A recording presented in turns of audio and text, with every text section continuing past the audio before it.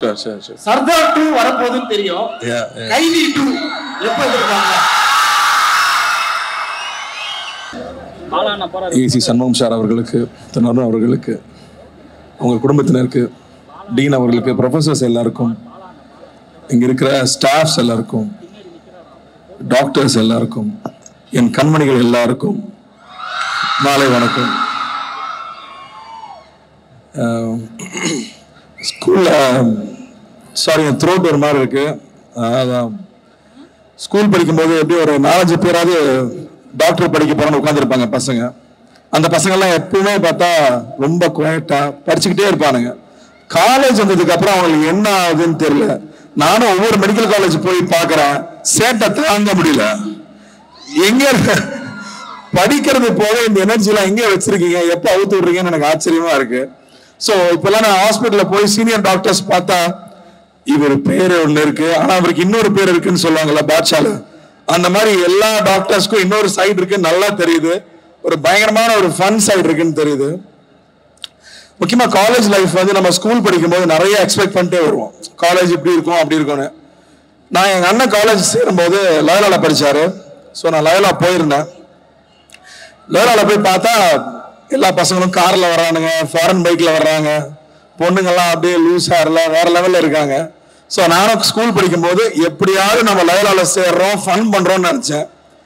நானும் 12th 11th வரேன், வீட்டில் சொந்தக்காரங்களாம் சுத்தி நின்றுட்டாங்க. தம்பி நீ என்னப்பா பண்ண போறான்னு கேட்டாங்க. நானும் லயோலால தான் போறேன் அப்படின்னு சொன்னேன். இல்ல இல்ல வீட்டில் கொஞ்சமா படிக்கிற பையன் நீதான், நீ ஏன் ஒரு டாக்டர் இன்ஜினியரும் ஆகக்கூடாதுன்றாங்க. ஏன்னா அதுன்னு அவ்வளோ ஈஸியா டாக்டர் ஆகிடுது, ஒரு இன்ஜினியர் ஆகுது. என்னை பிடிச்சி தள்ளி விட்டு இன்ஜினியரிங் படின்னு சொல்லிட்டாங்க. நம்ம எடுத்த மார்க்குக்கு ஃப்ரீ சீட்டா கிடைக்கும், மேனேஜ்மெண்ட் கோட்டா தான். அப்போ கிரசன்ட் இன்ஜினியரிங் காலேஜ்ல சீட் வாங்கி கொடுத்துட்டாங்க. பஸ்ல தான் போனோம். ஃபர்ஸ்ட் டே பஸ்ல போய் டிக்கெட் வாங்கணும். கிரசன்ட் இன்ஜினியரிங் காலேஜ் டிக்கெட் கொடுங்கன்னு கேட்டா சீனியர்ஸ் பிடிச்சிக்குவாங்க, ராகிங் நடக்கும். உங்களுக்கு ராகிங் எல்லாம் உண்டா இப்போ? இல்ல போர் தான், ராகிங் வந்து ஜாலியா இருக்கும். So Crescent engineering college seat கொடுங்கன்னு கேட்க முடியாது. ஸோ வண்டலூர் ஜூக்கு அடுத்த காம்பவுண்ட்னால ஜூக்கு ஒரு டிக்கெட்னு கேட்டோம்னா கண்டக்டர் மேலேயும் கிளீன் பார்ப்பாரு, போக வேண்டிய ஆள் தான் நீங்கிற மாதிரி. ஸோ டிக்கெட் வாங்கிட்டு காலேஜ் போனோம். போய் இறங்கினா ஃபர்ஸ்ட் டைம் அந்த ஃப்ரெஷர்ஸ் எல்லாம் ஒன்னா சேரும் போது எப்பவுமே தேடுவோம்ல, இந்த பேட்ச்ல அழகான பொண்ணுங்க எவ்வளவு பேர் இருக்காங்க. அவர் பார்த்தா ஒரு 10 பொண்ணுங்க அழகான பொண்ணுங்க இருக்காங்க. சரி இதுல ஒரு 10 பொண்ணு ஒரு 2 பொண்ணா நம்ம கிளாஸ்க்கு வந்துடாதா அப்படின்னு கிளாஸ்ல போய் உட்காந்துட்டு ஜன்னலையே பார்த்துட்டு இருப்போம். ஒவ்வொரு பொண்ணா போய்கிட்டே இருக்கும். நல்ல அழகான பொண்ணு வரும்போது ஒருவேளை நம்ம கிளாஸ்க்குள்ள வர போறாங்களான்னு பார்த்தா நம்ம கிளாஸ் தாண்டி போயிடுவாங்க. அட என்னடா காலேஜுக்கு போனா ஒரு லவ் நடக்கும், சந்தோஷமா இருக்கலாம், வெயிட் பண்ணி பார்த்தா ஒவ்வொரு அழகான பொண்ணா கிராஸ் பண்ணி போறாங்க. எல்லாரும் எங்க போறாங்கன்னு பார்த்தா எல்லாம் கம்ப்யூட்டர் சயின்ஸுக்கு போயிட்டு இருக்காங்க. நம்ம மெக்கானிக்கல், ஐயோ பிரான்ச் மாத்த முடியாதான்னு தவிக்கிற, ஆனா ஒண்ணும் நடக்கல. பார்த்தா எல்லா அழகான பொண்ணுங்களும் இசிஇலயோ இல்ல கம்ப்யூட்டர் சயின்ஸ்ல தான் போய் சேருவாங்க. அப்ப தெரியல மெக்கானிக்கல் எவ்வளவு கெத்துன்னு. அதுக்கப்புறம் தான் தெரிஞ்சது அழகான பொண்ணுகளை கரெக்ட் பண்ண பசங்க எல்லாம் மெக்கானிக்கல் பசங்கன்னு. நமக்கு அது நடக்கல, அது விட்டுருங்க. பட் காலேஜ் வந்து அப்படிதான் ஆரம்பிச்சது. ஸோ நம்ம கனவு ஒண்ணு, நடந்தது ஒண்ணு. பட் ஸ்டில் நம்ம எக்ஸ்பெக்டேஷன் வேறையா இருந்தாலும் காலேஜ் லைஃப் மாதிரி பெஸ்ட் எதுவுமே கிடையாது. இந்த வாழ்க்கைங்கிற ஒரு பெரிய ஒரு ஜங்கல் இருக்கு இல்லையா, ஒரு பயங்கரமான காடு இருக்கு. அதுக்கு போறதுக்கு முன்னாடி நம்மளை தயார் பண்றது காலேஜ் லைஃப் தான். இங்க கிடைக்கிற ஃப்ரெண்ட்ஸ் ஆகட்டும், இங்க கிடைக்கிற டீச்சர்ஸ் ஆகட்டும், இங்க வந்து எல்லா கலர்லயும் மக்களை பார்த்துருவோம்.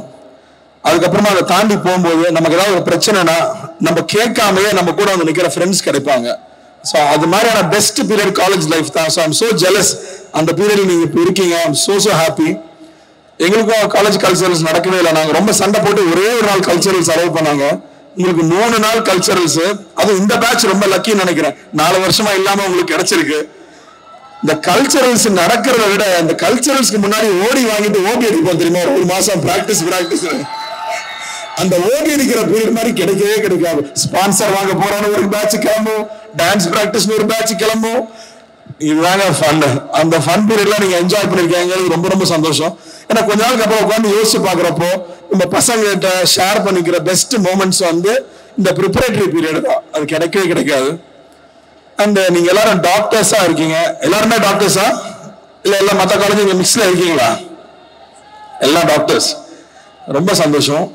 ஏன்னா டாக்டர்ஸ் நீங்க வந்து ஹாஸ்பிட்டல்ல இருக்கும்போது நீங்க வந்து கவலைப்படாதீங்க, ஒன்றும் ஆகாதுன்னு சொல்லுவீங்கல்ல, அது அந்த மாதிரி ஒரு ஸ்மைல் பண்ணிக்கிட்டே சொன்னா அவ்வளவுதான், பாதி வியாதி போயிடும்.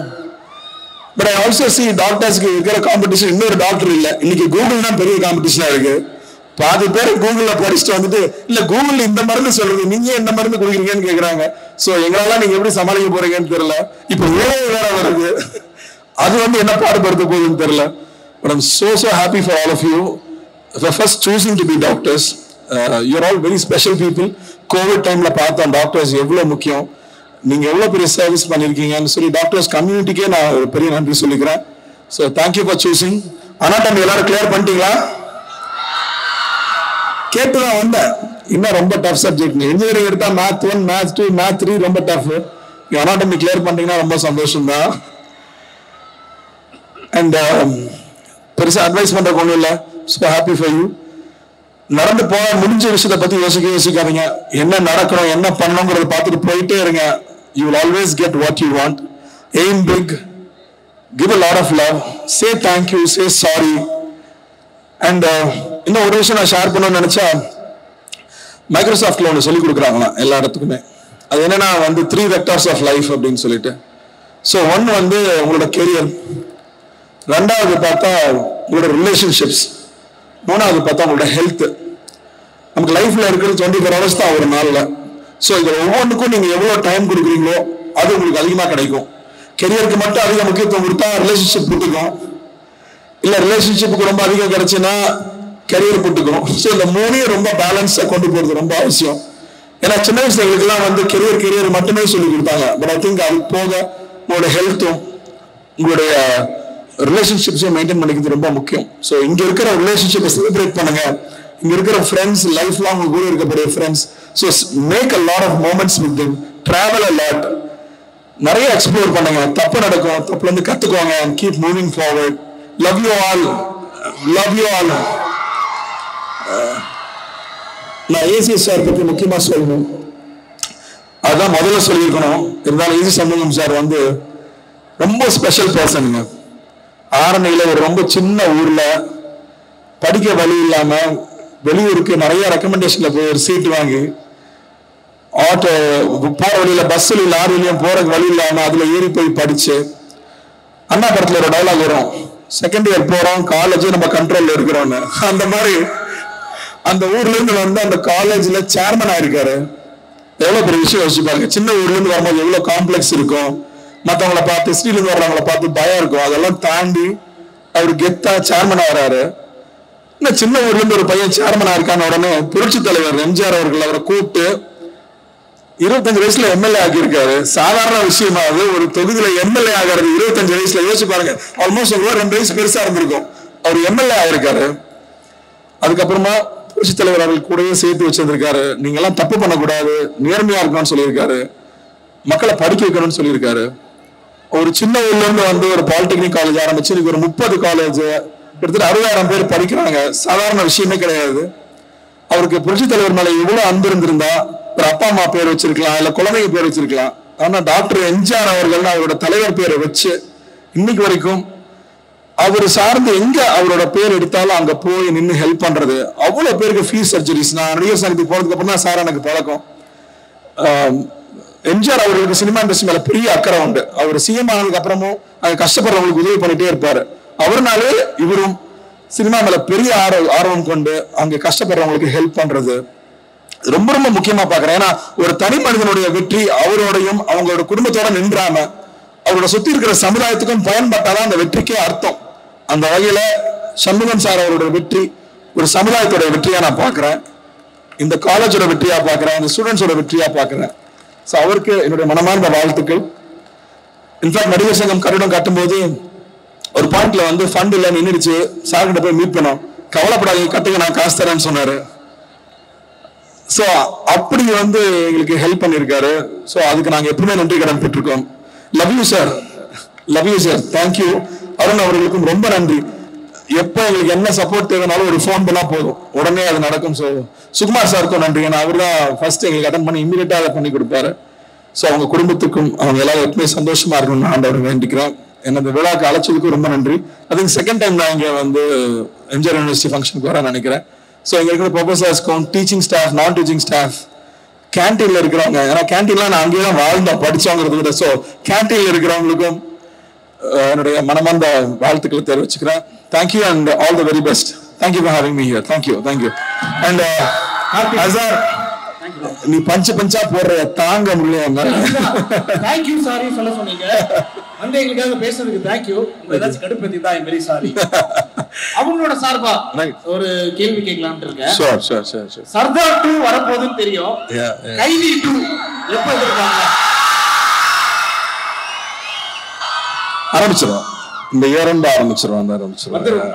Super super. அதுக்கு ஒரு படத்தை கைத்தட்டி கொடுத்துடலாம்.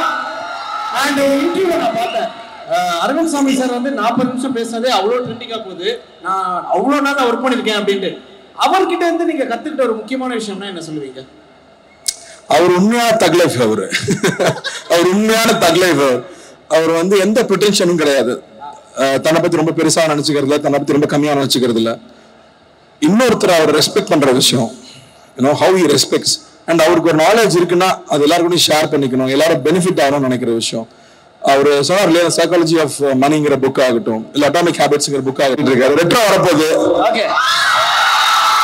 ஆமாண்ணே, சாங் ஆடினாலும் ஆடினாரு. ஒரு 1000 பேர் வீடியோ போட்டு இருக்காங்க. நான் கூட ஒரு வீடியோ போட்டிருக்கேன். லைக் போட்டுட்டு இருக்கேன். அண்ட் இன்னொரு விஷயம், இங்க காலேஜ் வந்திருக்கீங்க, நிறைய அட்வைசஸ், நிறைய மெசேஜஸ் நீங்க சொன்னீங்கன்னு சொல்லலாம். இல்ல, ஆனா ஒரு விஷயம் கேக்குறோம், இன்னைக்கு வந்து இந்த ஏரால நிறைய பேர் ஃபாஸ்டா மூவ் பண்ணிட்டு இருக்காங்க. நீங்க உங்க காலேஜ் டைம்ல இருந்து இப்ப வரைக்கும் நான் ஃபாலோ பண்ற ஒரு விஷயம், இதை மட்டும் நான் மாத்தவே இல்ல அப்படின்னு ஏதாவது இருக்குமா? இது எனக்கு ஹெல்ப்ஃபுல்லா இருந்தது உங்க லைஃப்ல நீங்க ஃபாலோ பண்ண ஒரு விஷயம்னா அது எங்க ஸ்டூடெண்ட்ஸ் கிட்ட ஷேர் பண்ணிக்கலாம். ஐ திங்க் நம்மளோட காலேஜ் ஃப்ரெண்ட்ஸ் ரொம்ப நெருக்கமா வச்சுக்கிறது இருக்குல்ல, காலேஜ் தாண்டி போனதுக்கு அப்புறம் கூட வச்சுக்கிறது. நாங்க every year we always meet twice. ஏன்னா அந்த ஃப்ரெண்ட்ஸ் தான் உங்ககிட்ட உண்மையா சொல்லுவாங்க. அந்த படம் பார்த்தா மொக்கையா இருந்துச்சுன்னு சொல்லுவான், அந்த படத்துல நல்லா நடிச்சேன்னு சொல்லுவான். ஸோ உங்களை பத்தின பிளஸ் அண்ட் மைனஸ் வந்து தயங்காம சொல்ற ஃப்ரெண்ட்ஸ் ரொம்ப ரொம்ப important. I think that's really help me a lot. கூடவே இருக்கிற ஃப்ரெண்ட்ஸ் வந்து ரொம்ப முக்கியமா நான் பாக்குறேன். ஓகே.